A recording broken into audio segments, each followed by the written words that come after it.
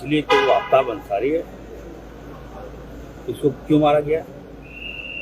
क्या उसका परिवार नहीं है? क्या उसका माँ बाप नहीं है? क्या उसका बेटा नहीं है? क्या इस देश में इंसानियत के साथ रहना क्या जुल्म है, क्या पाप है? आफ्ताब अंसारी को मार दिया गया। और मैं पूछना चाहता हूँ कि क्या चल रहा है?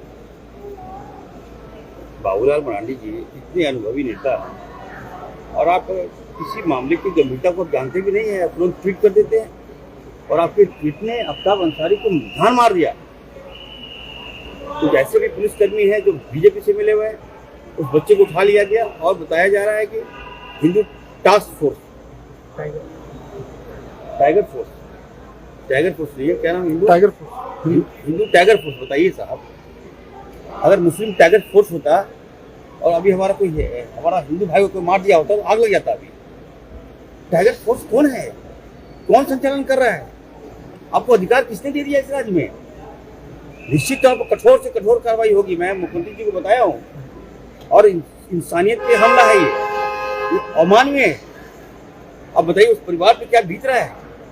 और थाना परिवार को मैं कहना चाहता हूँ, थाना को पूछना चाहता हूँ, आप सही सलामत अगर मेरे बच्चे को ले गए, सही सलामत ला के दे दीजिए। वीडियो फुटेज दिखा रहा है भागते हुए, बताइए साहब। अरे सब खेल तो बहुत दिखा होगा, मैंने देखा है, फिल्मों में देखा है।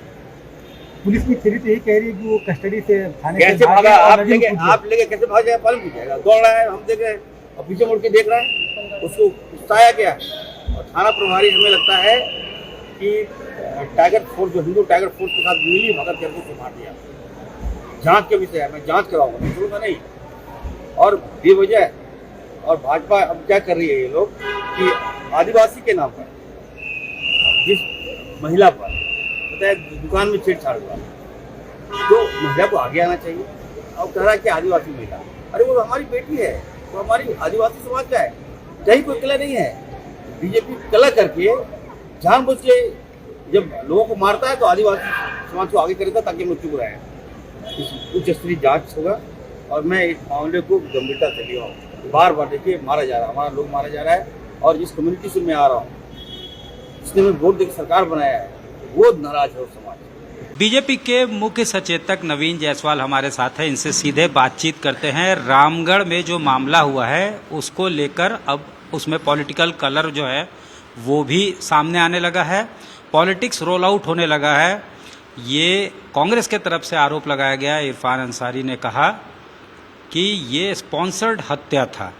इस वक्त नवीन जायसवाल हमारे साथ है, सीधे बातचीत करते हैं। लगातार वहाँ पे जो हिंदू टाइगर फोर्स है, ये कहा जा रहा है कि बीजेपी उसको संपोषित कर रही है, स्पॉन्सर कर रही है।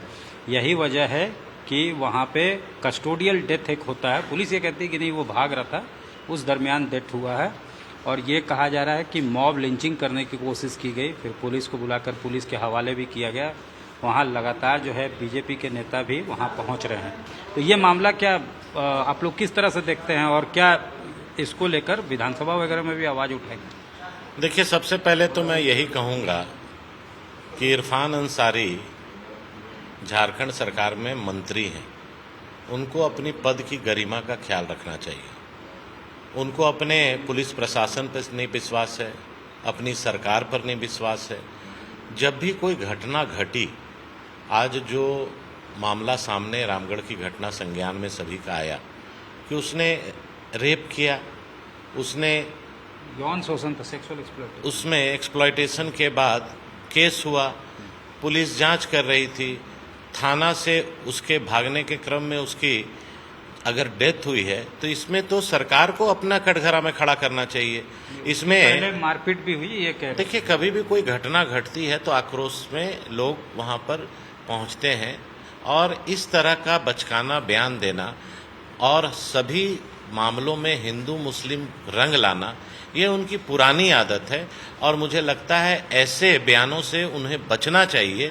झारखंड एक अमन चैन का स्टेट है, यहाँ सभी लोग एक साथ रहते हैं और बार बार इस तरह का बात कह के यहाँ का माहौल खराब कराने में उनका ही सबसे बड़ा योगदान रहता है। एक गिरफ्तारी जो हुई है उसको लेकर बीजेपी काफ़ी विरोध कर रहा है। एक हिंदू टाइगर फोर्स के सदस्य की जो गिरफ्तारी वो देखिए, थाना में जब एक मामला गया, थाना से उनकी अगर मौत हुई है तो ये तो पुलिस का कस्टडी में ये हुआ है, तो इसमें गिरफ्तारी के कहाँ से दूसरे, अगर कहीं गलत पुलिस करेगी या माननीय मंत्री के दबाव में करेगी तो समाज तो जगेगा ही और उसमें विरोध करेगा ही।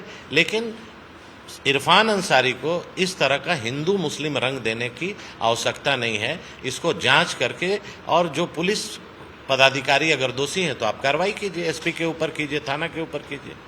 कांग्रेस के पूर्व प्रदेश अध्यक्ष राजेश ठाकुर हमारे साथ हैं, इनसे सीधे बातचीत करते हैं। रामगढ़ में आफताब अंसारी का मामला तूल पकड़ता जा रहा है और ये इरफान अंसारी जो स्वास्थ्य मंत्री हैं उन्होंने ये आरोप लगाया कि बाबूलाल मरांडी के ट्वीट पे हिंदू टाइगर फोर्स जो रामगढ़ में थी पिटाई करती है, उसके बाद पुलिस के हवाले करती है और किस कंडीशन में डेथ हुआ, ये तमाम बिंदुओं पे जांच तो होगा ही, लेकिन बड़ी बात यह है कि आखिर इस तरह का फोर्स अस्तित्व में कैसे आया।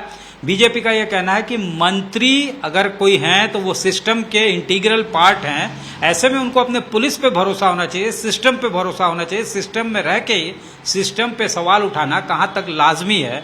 इस वक्त हमारे साथ राजेश ठाकुर, इनसे सीधे बातचीत करते हैं।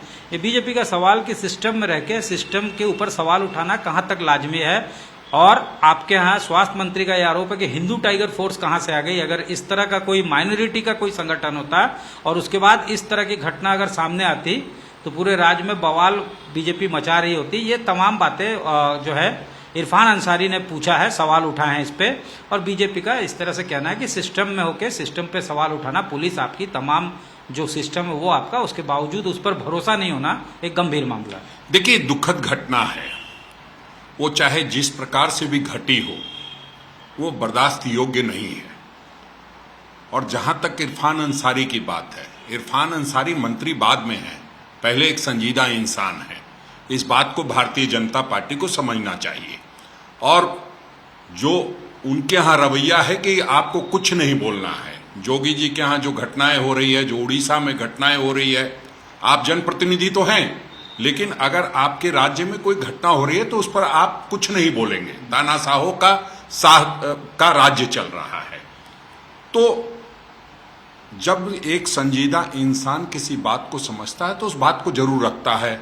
और आप देखते आए हैं पूरे देश में इस तरह का क्योर्स क्रिएट करने का प्रयास किया जा रहा है। ये कोई नई बात नहीं है। बाबूलाल मरांडी लगातार इस तरह की हरकत करते रहते हैं और उनको लगता है शायद इसी से हम नेता बन जाएंगे। पिछले दिनों बांग्लादेशियों के नाम पे किस तरह से पूरे चुनाव को इतर उतर करने का प्रयास किया गया, नतीजा क्या निकला?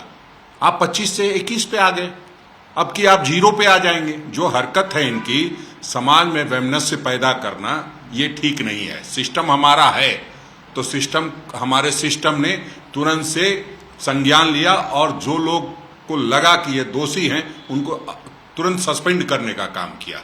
तो इसलिए इस तरह की बातें करते हैं। ये सिर्फ गिरफ्तारी को लेकर जो सवाल उठा रही बीजेपी और आंदोलन नहीं, भारतीय जनता पार्टी के लोग जबरदस्ती करते हैं और माहौल बनाते हैं। आप चले जाइए जीटी रोड पे, जितने भी भारतीय जनता पार्टी के लोग हैं और जो उससे एसोसिएटेड लोग हैं, किस तरह से क्या काम कर रहे हैं वो किसी से छुपा नहीं है। उनके बहुत बड़े नेताओं का यही धंधा हो गया है। तो ये भड़काना ठीक नहीं है। इस राज्य को अशांत करने की कोशिश जो भी कोई करेगा उसको बख्शा नहीं जाएगा। हमसे बात करने के लिए बहुत धन्यवाद। धन्यवाद। राजेश ठाकुर जी, साफ तौर से इनका कहना है भेदभाव करना, भेदभाव की राजनीति करना, उकसाना या फिर वैमनस्य पैदा करना दो कम्युनिटी के बीच, ये उचित नहीं है।